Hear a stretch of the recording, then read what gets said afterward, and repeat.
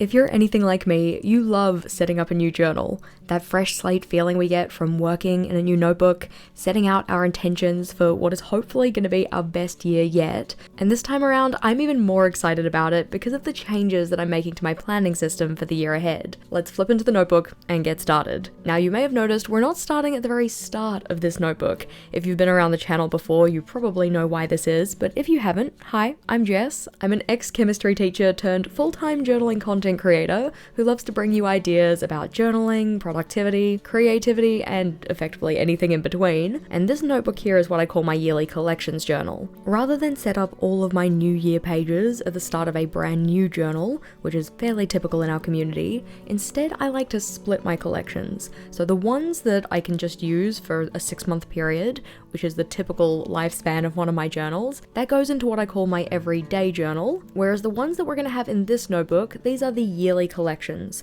They're the ones that collect information across the span of an entire year, so whether they be trackers, logs, anything else, but they're the kind of things that I don't want to have to set up again when I come to migrate into a new journal partway through next year.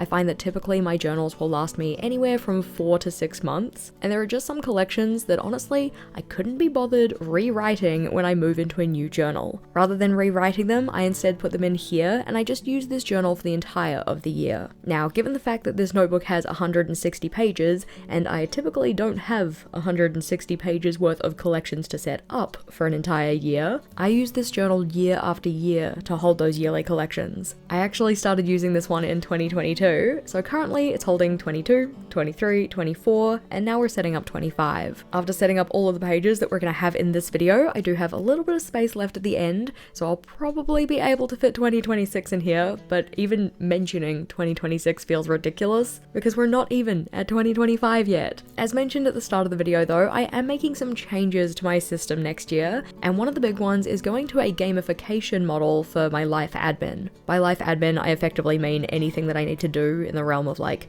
personal productivity, personal development, managing finances, managing my household, essentially anything that just isn't related to my work. And the gamification style that I'm planning on using is loosely based on kind of fantasy RPGs. For that reason, this first page that we're setting up is going to be a character summary sheet. Now, I'm not actually designing a fully new character for this, the character is me, but I wanted a space to summarize the different levels that I might achieve throughout the year in terms of my overall character level and also my skill-based levels. What I've essentially done is taken each of my different life areas that I want the game to focus on and given them a new name that was a little bit more aligned with this gamification I'm doing. The categories I have are physical health, which I'm calling vitality, mental health, which I'm calling spirit, personal development that I'm calling insight because it's mainly about learning, home environment or managing my home environment, which I'm calling stewardship, finances is being called prosperity, social connection is being called charisma, and then leisure and fun is called gaiety. You can see I've gotten those written out along the left-hand side of the bottom section,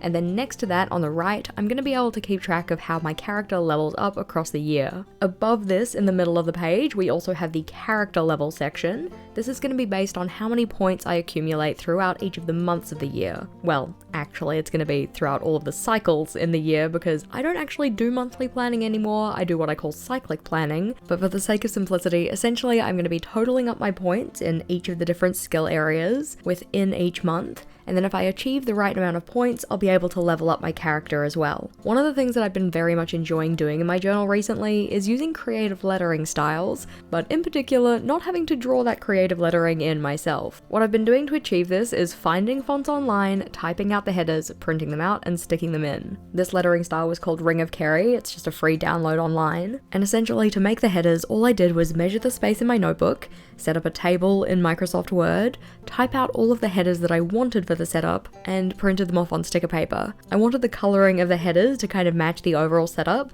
so I did go in with the same Tombow that I've been doing those second line highlights with. This is Tombow 990, all of the materials are listed in the description box though. But once they were colored in, I could just cut it out, peel and stick into the notebook. As said, I just think this is a great way to get some creative lettering into your notebook without having to spend the time, effort, and energy to draw it all out yourself. Because it's typed, everything looks consistent, all you had to do was cut it out and stick it in. So it's a nice way to bring in another decorative element that's easy and quick. Talking about timing, from first touch of the pen to final details, this page took about 22 minutes, and that time was definitely increased by the decoration. You'll have seen at the start that I went around the border of the page with a brown Tombow, and then went over this a couple of times to kind of make it look a little bit like wood or like tree branches. Because the Tombow is a water-based pen and this paper isn't coated, it means that if you go over multiple times with it, it darkens up that section.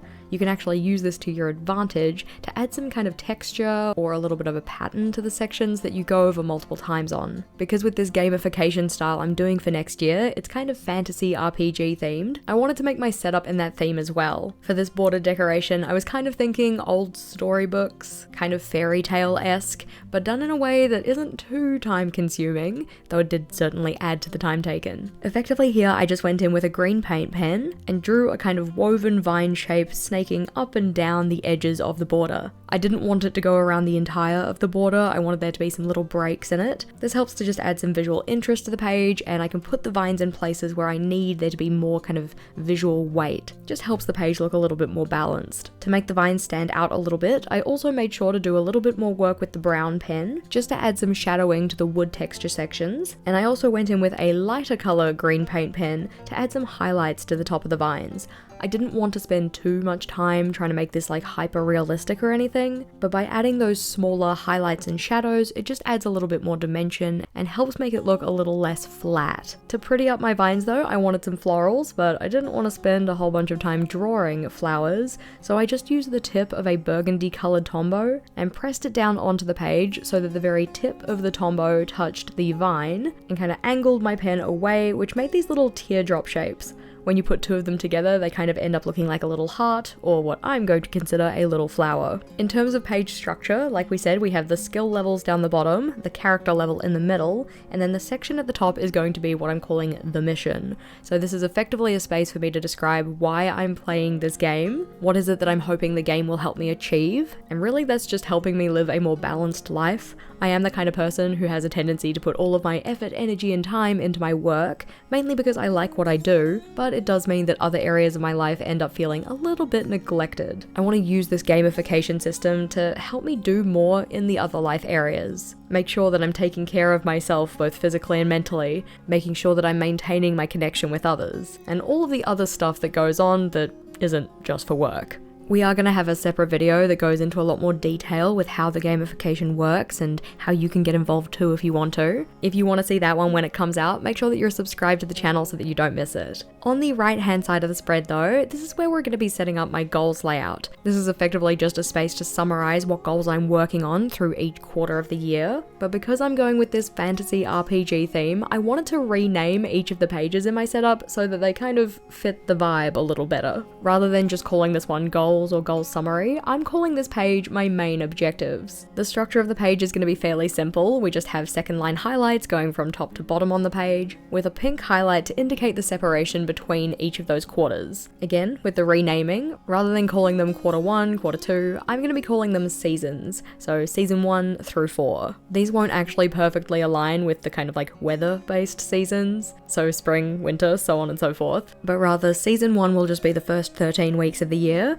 season 2 will be the next 13, season 3 will be the next, and season 4 will be the last 13. This goes along with me using cyclic-based planning rather than monthly-based. Each quarter of the year, or in this case each season, has 13 weeks, so that's 3 blocks of 4, cycle 1, cycle 2, cycle 3, and then that 13th week is what I call reset week. This is an intentional time to get caught up on things, give myself that fresh slate feeling moving into the next quarter, and to bring this into my fantasy RPG theme, I'm going to be renaming reset week to the epilogue. So for me, the year is going to be the campaign, a quarter is going to be called a season, a month or a cycle is going to be called a chapter, A week is going to be called a stage, and then reset week is the epilogue. Going through and doing all of these renamings for both my kind of spans of time and the pages in the setup and my different life areas has really given me appreciation for the amount of work that authors do when they're trying to world build. Obviously, I am definitely not on their level, and I very much appreciate the help that our community gave me in finding these names, but I've already been finding that by using this different naming system for things that, have more kind of typical everyday names has been a really fun way to get more excited about the gamification. This page though is just going to be used to summarize any of the goals I'm working on in each of those 13-week blocks. And in terms of timing, to set this one up, it took about 14 minutes. I did find that as I went through the setup, I did get a little bit faster with doing that vine work, but I also don't really mind spending a little bit of extra time setting up these collections. As said, they're gonna last me the entire of the year.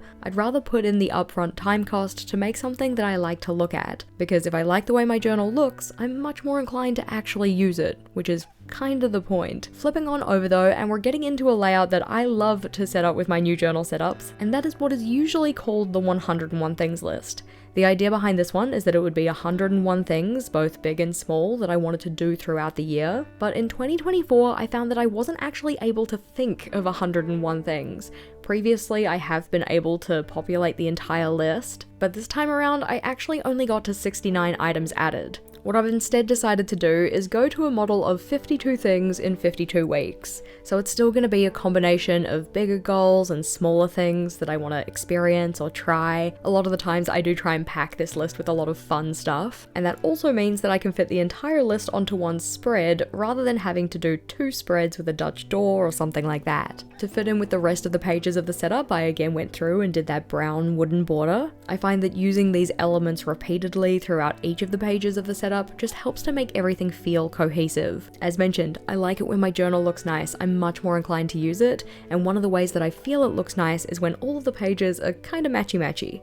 They don't have to be exactly the same as each other. On some of the layouts, I'm going to do a full page border. On some of them, I'll just do the header section in a border. But by bringing in those things that are seen on every single layout, it makes them feel like they actually go together. You might have noticed throughout the setup so far that I am not using a ruler, which is definitely not typical for me. I am definitely a fan of a ruler. I love a straight line, but I just thought that freehanding lines would fit better with the theme that I'm going with, making things look a little bit more sketchy, a little bit more hand-drawn, which funnily enough, given that I'm drawing it by hand, that's not like a bad thing. That being said though, I didn't want my lines to go completely cattywampus and look a bit skew-whiff. For those second line highlights in particular, the way that I get these as straight as I possibly can is by making sure that I lock my wrist in place and drag my entire arm towards myself as I put the pen on the paper. This, along with just practice, which is always the most satisfying answer for how did you learn how to do XYZ, but anyway, and combining it with just taking your time, using the dot grid to act as a reference to make sure that you're not going off course. And another way that I help myself here is making sure I'm just using a pale pen. Anytime I do a second line highlight in my journal, I do usually use a pen that is lighter. In this video I'm using Tombow 990, which is a nice pale brown. But if you're using a faint colored pen to start with, if things do get a little cattywampus, you oftentimes just won't notice.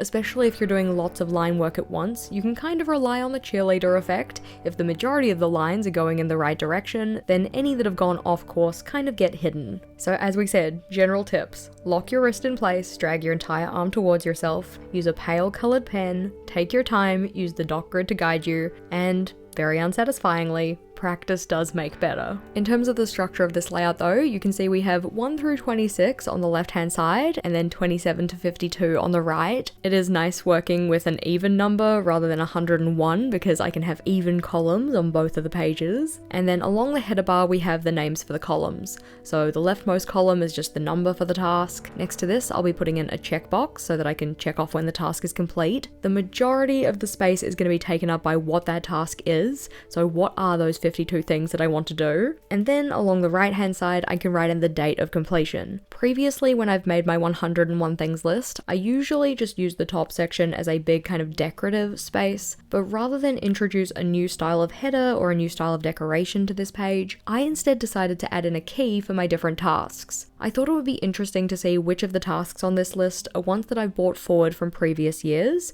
so they've been carried forward or migrated. I've said kind of repeatedly that I want to do them, but just haven't gotten around to them, versus which of the tasks are new things for this year, ones that I haven't previously had on my 101 things list. I also have symbols for migrated, so at the end of 2025, are there any that I'm carrying forward to 2026? And I also wanted to denote any of the things I deem a priority, any of the ones that require funds or a certain amount of money to be able to do, and then of course any that I've decided to cancel. Maybe at the start of the year they sounded appealing, I wanted to do them, but by the end of the year or by some point in the year, I'm just not really interested anymore. This meant that I could still keep that same header style that I've used in all of the layouts of the setup, but then not have this kind of awkward blank space. Plus, it means I bring in a little bit of extra information onto this list to make it a little bit more functional for myself. In terms of timing, this full spread took about 24 minutes to set up, so the longest amount of time so far, but it is also the first double page spread that we're working with. In terms of the rename of this page, rather than calling it 52 and 52, I decided to go with side quests to keep in that fantasy RPG theme, and as it says, it is for mini goals, small adventures, and things that I'm curious to try. Flipping on over though, and we're on to the next layout, which even though this one has more pages in it, it actually took less time to set up. As said, the side quests layout took about 24 minutes to set up. This one takes 4 spreads and only took me 20. This layout is what I would typically call my future me problems, or things that I want to do at some point, but they're not necessarily things I want to do this week, this month, or maybe even this quarter. And the rename that I've gone with here are deferred missions. Originally I was thinking about calling this one side quests, but because side quests are usually done as a way for me to kind of like follow my joy, I thought that the 52 and 52 would be a more appropriate layout for that title. These items on the other hand are things that might spark joy at some point, but they're not going to give me enough of a dopamine kick to take them up right now. If you're looking for another name for this page that isn't deferred missions or future me problems, I have previously called this my someday maybe list, so things that I want to do someday, maybe. They're not for today, they're not for tomorrow, but I'd like to get to them at some point. When it comes to populating this layout though, I have 2 main population times. The first being the very start of the year, when I go through my previous future me problems list and pull out any of the things that I still want to do. I like to have this intentional time set aside to just review all of the items, consider if they're actually still things that are relevant, things I want to get done. I'll bring onto this layout either at the end of 2024 or the very start of 2025. The other times that this will get populated is during any other migration periods. For instance, if I'm doing weekly or monthly migration in my everyday journal, any of the things that I've put down in there that, as said, I want to do, they're just not for right now, I'll bring those over into this list for safekeeping. In terms of how I actually use it, I do try and check in on a semi-regular basis, usually aiming for about once a week, just to see if there are any of the things on here that it's now the right time to get that stuff done. A lot of items do stay on here for quite a while before they get actioned, but I do appreciate having a safe space for them. This is the first layout where we haven't done a full border decoration, but instead just put the decoration around the header space. On the left hand side we have deferred missions, the overall title, and then on the right hand side we have the layout description being for the tasks and projects that are really future me problems. Just a way of reminding myself what this layout is actually for while I get used to the new title. Now when it comes to the number of future me problems I have, I often find I do need to have 2 spreads for this. Rather than drawing out the same header twice,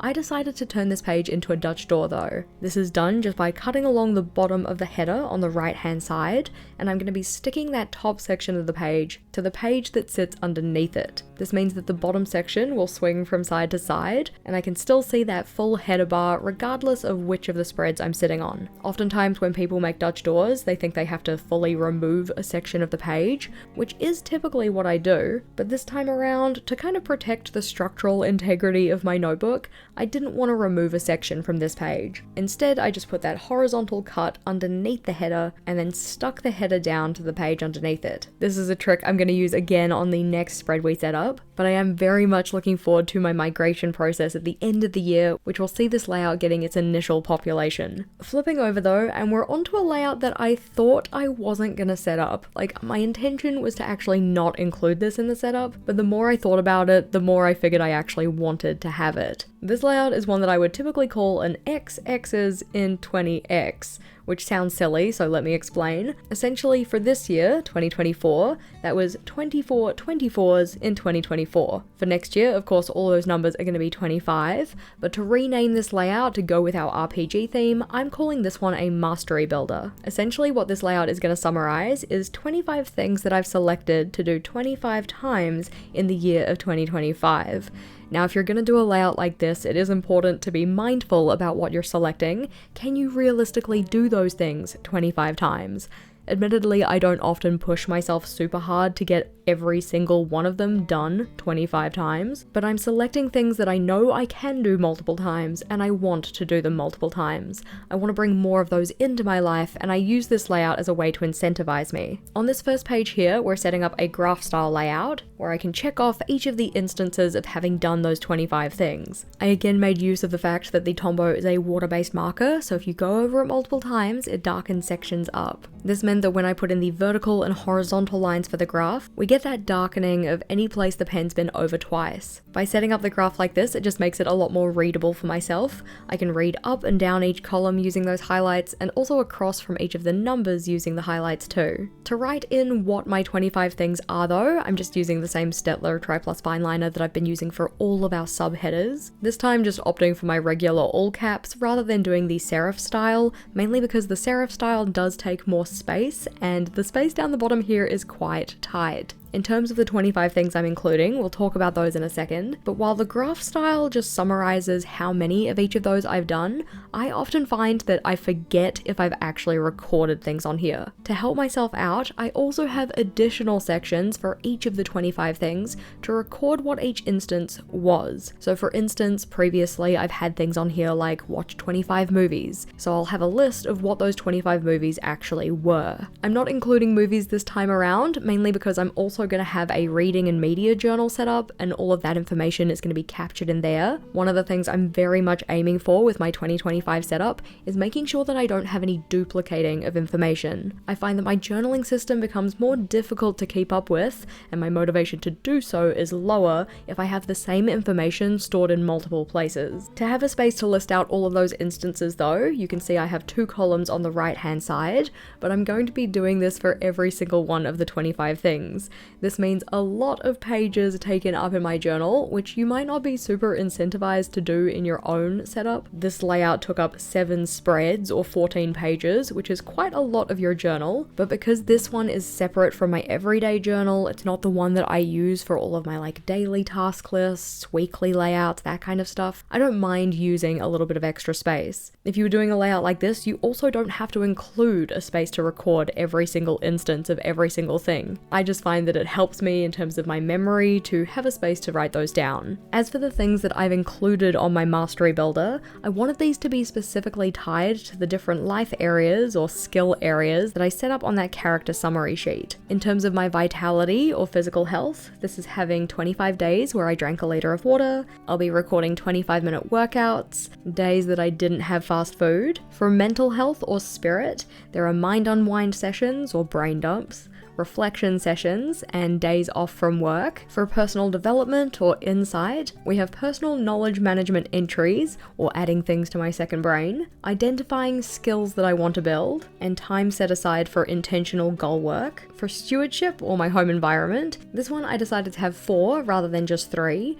so we have home maintenance tasks, room tidies, spaces in my house that I've decluttered, and household meetings with my partner Vogel. For prosperity or my financial health, I only had 2 for this one, and I decided to set my goal pretty high here and write down $1,000 saved. Usually I only do $100 saved, but I've been finding that one to be like too easy, so I wanted to stretch myself a bit there. And the other one that I have for that space is budgeting sessions, because I'm very good at neglecting my budget. I want to make sure I'm a little bit more mindful about doing that more frequently. While work isn't actually something I was including in my game, I did want to have some sections related to that on my Mastery Builder. So the items that I have for that are bonus videos on the channel, live streams, collaborations, and community events. And then for my skill area of charisma or social connection, we have social gatherings, family time, and date nights, or date days, I suppose. The last 3 are dedicated to fun and leisure, or gaiety, and that is novel holidays celebrated,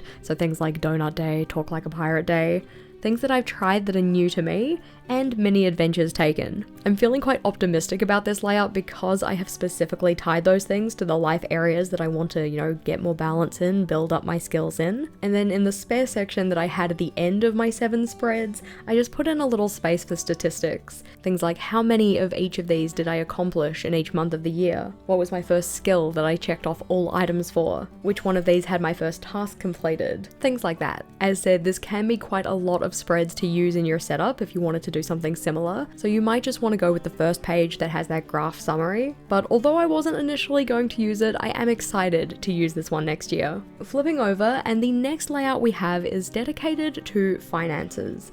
This is something that I've wanted to be a lot more intentional about moving forward, so monitoring my income and also my savings, and so I decided to do a combined layout for both of those things and call this one my ledger. While I do already keep track of my income and my expenditure on Excel, I just find that it doing the math for me and counting everything up a little bit easier than me having to do it myself. I think that having a visual representation in my journal is just going to be really helpful for making sure it's kind of more top of mind than it has been. In terms of the structure of this layout, I'm going to be splitting it into 2 halves. So the top half is going to be for income and having either a bar or a line graph for that. Probably a bar graph, it feels more fitting, where the height of each of those bars just indicates how much I have earned for each of the months of the year. The bottom section though, this is going to be a savings tracker, which has a little box for each increment that I'm trying to save. I haven't decided at this stage what those increments are. I really need to have a good long think about what kind of financial goals I want to set for myself, because if I want to save, say, like $1,000, I'd then take each of these boxes and divide that 1,000 by the number of boxes I have. That means that each box would represent one of those increments towards the 1,000. I'm probably looking to save more than 1,000, just given the fact that on my last layout we had 25 instances of saving $1,000, which I know is a huge stretch, and I probably won't get it, but hey, if you don't set the goal high, then you're not going to reach a high goal. While some people feel that there are merits to set your goal low, so low that if you don't achieve it, nobody cares, I think that's a little bit sad. I would much rather set myself a high and motivating goal and not necessarily achieve it the full way, but still make impressive progress. Of course, we want our goals to be high enough so that they're exciting, but not so high that they're demotivating. So, as said, I need to have a think about it, consider how big I want the increment in those boxes to be, and then I'll go in with a micron and label those. The reason that I'd pick a micron rather than my preferred writing pen, which is a Papermate Inkjoy, is that the Papermate Inkjoy is definitely water soluble, so if I go and try and color over that with a Tombow, I would end up smudging and smearing the ink everywhere, which is not the aesthetic I was looking for here.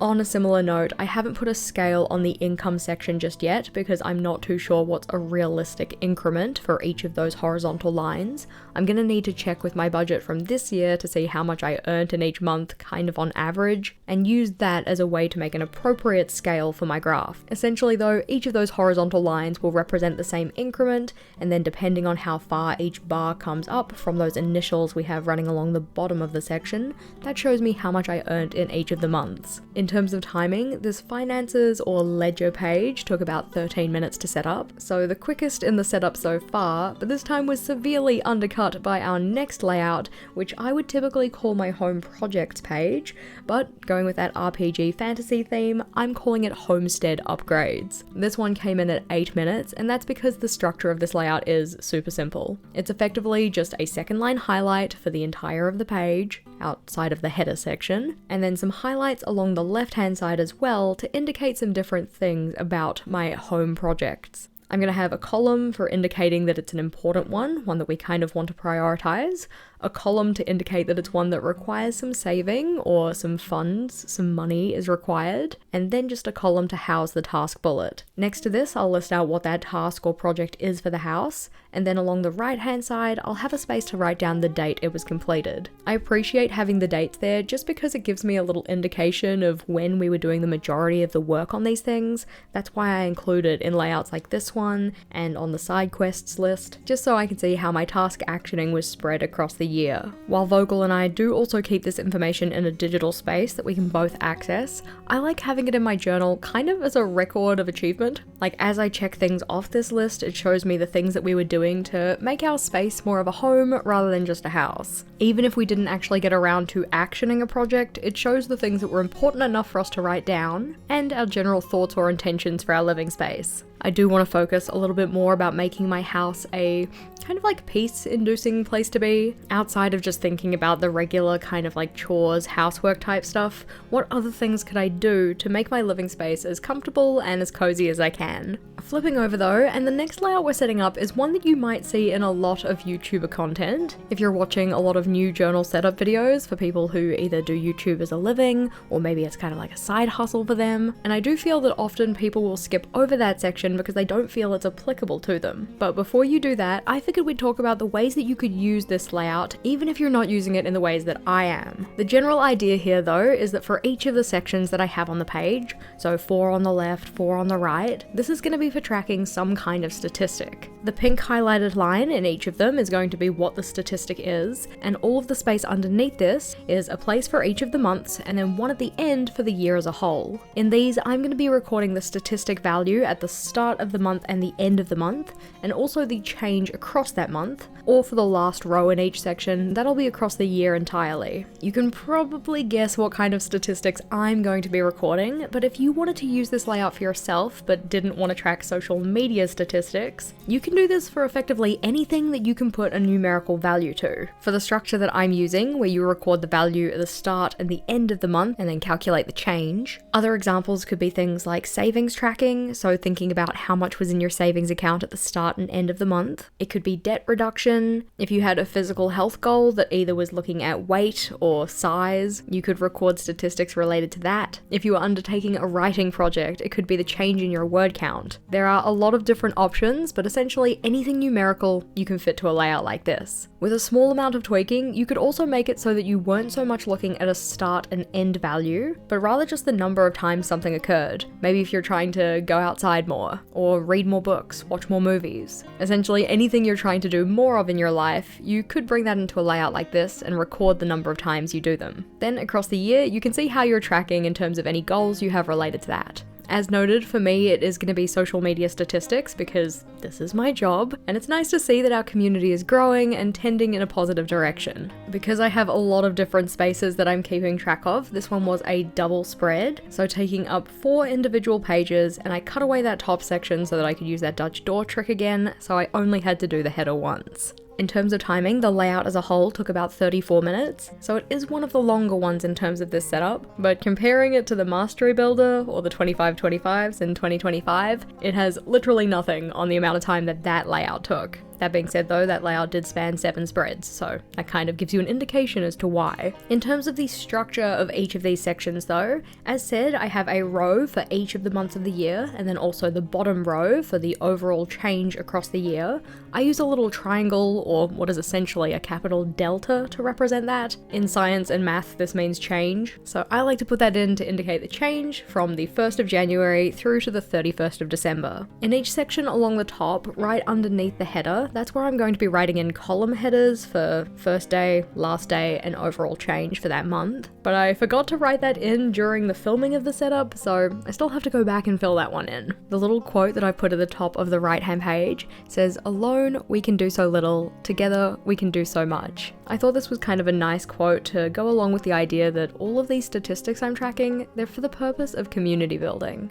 I love our journal community. I love hearing your ideas, getting to share the ones I have with you. So if you've been enjoying this video and want to stick around, make sure that you're subscribed to the channel. We'd love to have you here with us. With the analytics page done though, it's time to flip on over to another favorite of mine. I include it every time I do a start of year setup, and that is what is usually called my then and again page. This time, of course, it is getting a rename, so it's going to be called past and present, but effectively this page just has a series of prompts that I respond to on the very first day of the year and the very last. This is the only layout in the setup that I decided to use a ruler in, mainly because I wanted a central dividing line to be nice and straight, but for this one it isn't just a solid line, it has a gap every 5mm, or effectively I've just drawn the line in for every second row on the layout.